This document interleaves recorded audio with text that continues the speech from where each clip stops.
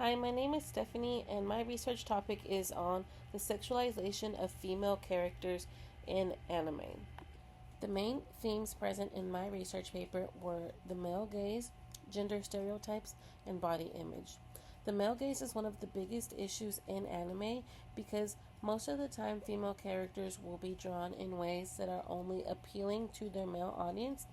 What this means is that these female characters are being drawn with little to no plot or backstory to them and are mainly used for fan service or some type of comedic relief.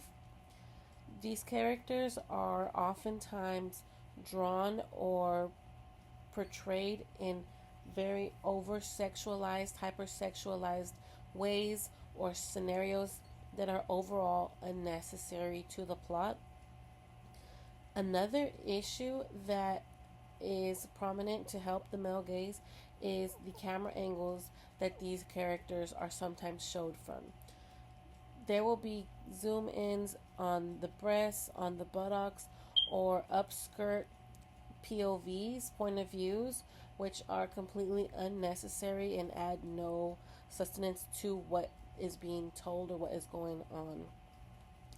Gender stereotypes are another issue that are prominent in anime. So most of these female characters are typecasted to be either very submissive, very innocent, or a femme fatale. So there is really only a few options that female characters are portrayed as. Another major issue in anime is the way that these female characters are physically drawn. They present with unrealistic body sizes, very large, enhanced breasts, very small, practically non existent waists, and then very large, rounded hips and buttocks. This can be very harmful to women and young girls who watch these animes who are still developing and are thinking that that is the beauty standard, which is very unrealistic, as we all know. And it can just push them to. There's multiple ways that we can challenge these issues. There are many anime studios and anime shows that are actively rebelling or pushing back against male gaze, gender stereotypes, body image, gender performativity, many things, and they do this by developing characters with depth and a backstory, characters that have meaning to the storyline and aren't just used for sexual relief or comedic relief. They also are portraying better gender representation. So what that means is there's no belittling of a gender, no typical gender stereotype being played by a male character or a female character.